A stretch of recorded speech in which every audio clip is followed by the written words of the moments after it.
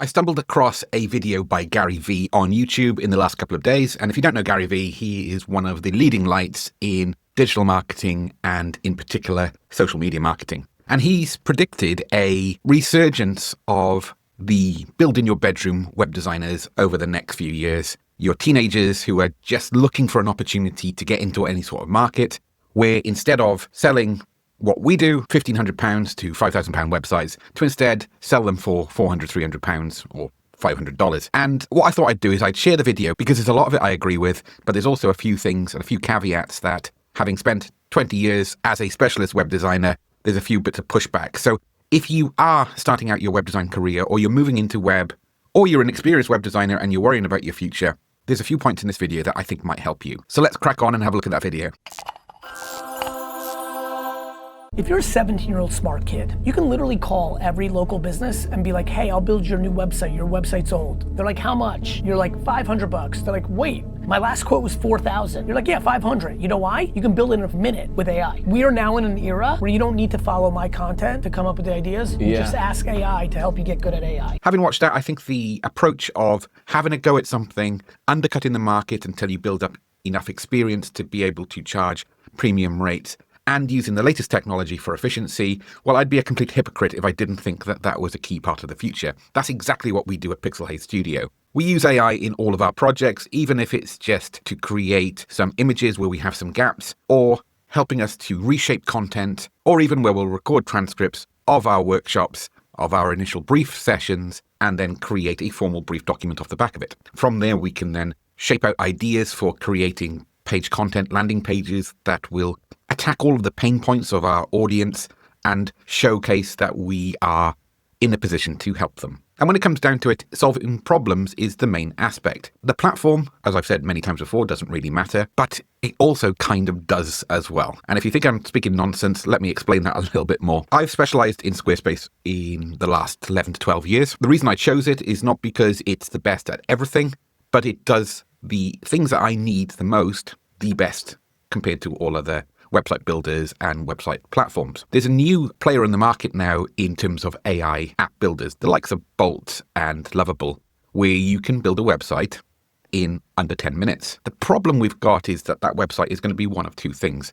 Either it's going to be pretty bland and the same as everything else, or it's going to be not usable in the medium to long term. It's not connected to a content management system. And if you try building your own content management system with any of these AI app builders at the moment, you're going to run into a host of problems. And that's not even taking into account all of the other skills needed to be a professional web designer. So what I've done is I've ironically used AI to pull in the transcript from that video and then predict what I would come back with in terms of my responses as a seasoned professional in web design. And scarily, it's very accurate to what I would have put in otherwise, but I've added a few points as well. So let's start off with the first point. Yes, the barrier to entry is lower, but the skills you have still really matter. For example, if you build a website using AI entirely, what's going to separate it from anything else? It's like trying to write a novel with AI without understanding how LLMs work. You'll end up with something that's aggregated from everything else. It looks very safe, it looks very uninteresting, and it doesn't have the brand of the client unless you spend a lot of time to prompt accordingly. So while someone who's been using AI for a long time and understands the main points of building websites and selling websites, and you can, of course, use ChatGPT or other AI tools to get all of that information to train yourself to be a professional web designer. But again, even with all of that, there's no substitute for experience. I built probably 3,000 to 4,000 websites in my career, or I've been directly involved in the building of those. And AI at the moment and ChatGPT cannot get the depth of understanding the complexity of putting two very different projects together and looking at connections and synergies between them.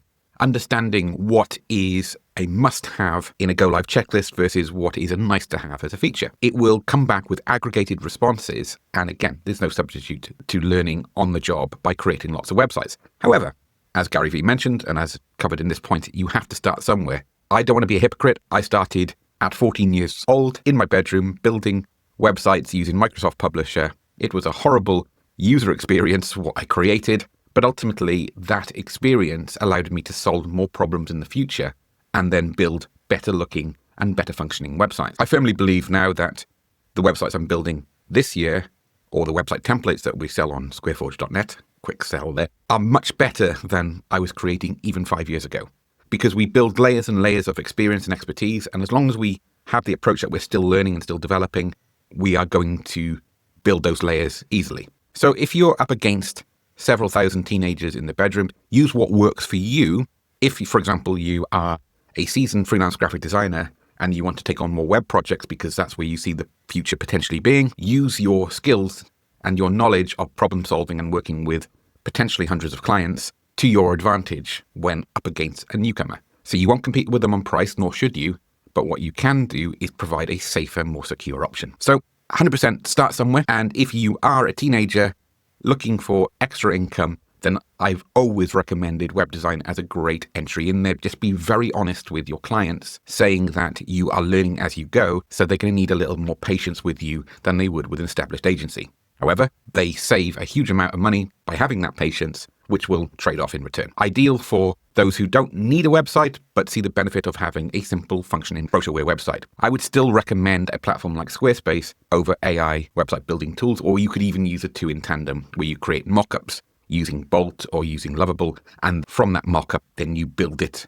from the ground up in a platform like Squarespace or Wix, because you have the best of both worlds. You have a content management system working behind it, and a load of other nice things as well. And one main thing as well, you're not hosting it yourself, so your client's relationship will be with Squarespace or other platforms as opposed to with you, so you can step in, design a beautiful website, take your money for it, and then move on to another project without being tied to that in future, especially if you're dipping your toe in the water and you don't know what option you're going forward with. And the next point is AI will speed up just about everything. And yes, it is possible to build a website in 10 minutes, but it is no substitute for experience and judgment. The one thing we haven't sacrificed with any of our workshop projects, where we've been able to trim down just about every other aspect to reduce our prices, but also make more as an hourly rate, one thing we've never sacrificed is the initial meetup time. And this is literally just having a chat with our clients so we can better understand what their business is, where they sit in the market, what sets them apart from their competition, and most importantly to me, what their culture is, what they are prepared to do for their audience, or for their clients, that maybe their competitors wouldn't be. And the best way to find out all of those aspects is literally having a coffee with them, either through video or in person.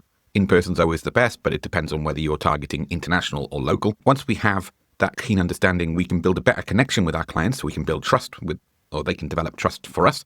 And also, once we're having a better understanding of our clients, we're less likely to make mistakes going forward. So if you were to do all of that and then feed that into a longer AI prompt, of course, we can save a lot of time by creating mockups that are geared more towards our clients. Even now, I see the results just are uninspiring compared to what we can do.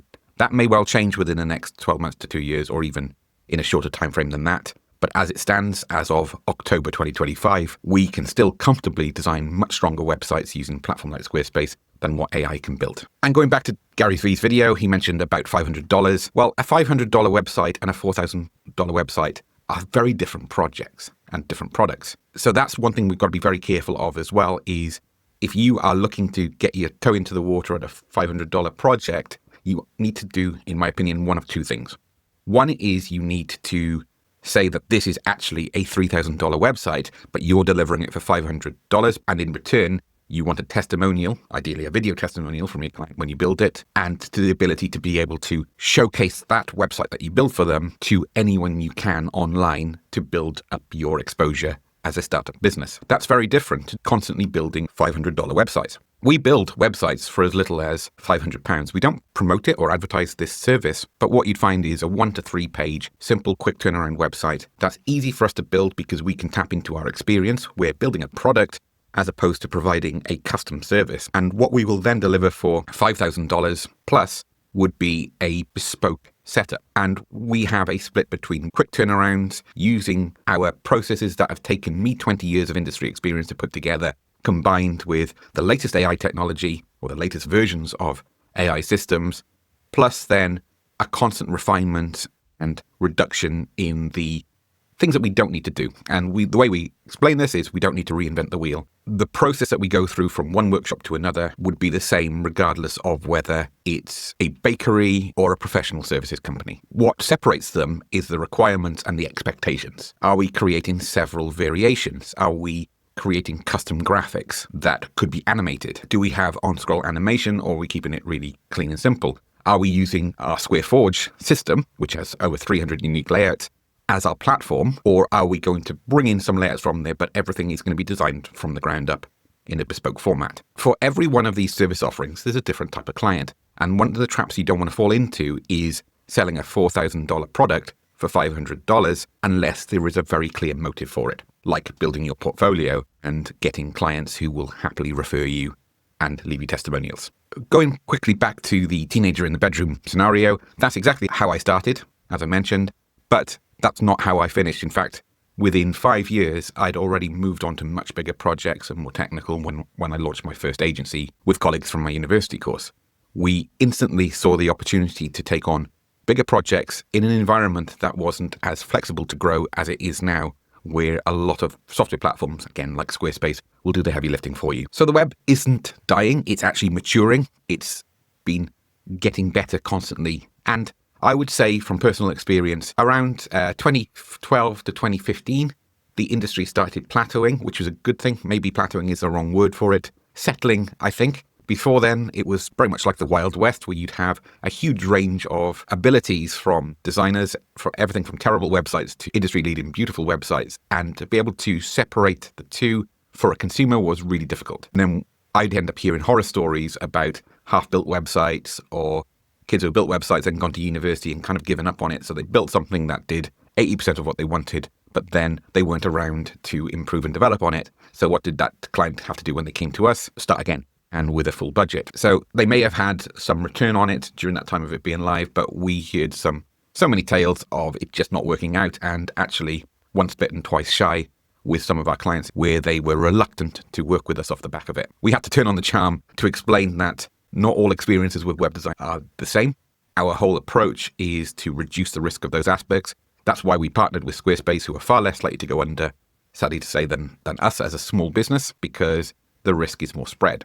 Or that decay will happen over a longer period of time generally, which gives us ample time then to move and find a new platform if needed. And a personal opinion on this aspect is I think AI will replace bad web designers, or those that no longer have their heart in it, and it will allow the best ones to be more efficient and then be able to have the best of both worlds, be seen as the best around who can create unique, interesting concepts, but also then have the technology behind it so you can create so many different variations, so many different samples more quickly. And I think that's a good thing. And finally, I want to wrap up with one point. The gate is now open for everyone. The bar for entry is as low as it's ever been. However, you still got to walk through that. So for every 10 undergraduates or high school students who are starting their careers in web design, I'd be surprised if more than one or two actually made it past their first one or two projects. And the likelihood is you as an established designer or someone who's been in there a little bit longer and have committed the next X years of your career towards it, you're probably not competing in the same market for those anyway, because they'll probably do the websites for friends and family, and you may even pick up that project in 2 or 3 years' time when that website's just not working, but the client has an appetite then to do it properly. So it's very easy to be concerned about the impact of the untrained and unskilled in our market who will come through and disrupt it. The barriers are low, but I like to think of it as a glass half full approach. The opportunities for us experienced web designers, or those who have just been in there and are committed to it, are better than they've ever been. And that's where I fully agree with Gary Vee. If you're thinking about it, now is 100% the time to start. But I think the web design industry is going to be safe, at least for a few years to come. I hope this video doesn't come back and bite me in a few years' time. Anyway, if you found this helpful, join our free membership at Pixelhaze Academy, where I will be creating more content like this. We've got some mini courses that are available free as well. All of our blog posts, we've got our mainframe, which has a huge number, I'm talking thousands of guides for everything Squarespace through to web design skills. And if you need help with your project, whether it's just a helping hand for an hour or two, or you'd like us to take on the ownership of your Squarespace website project, or you're looking to start something new, head over to pixelhaze.studio. I'll leave some information in the description and get in touch with one of the team. Otherwise, I hope you've enjoyed this, and I'll catch you next time. Cheers.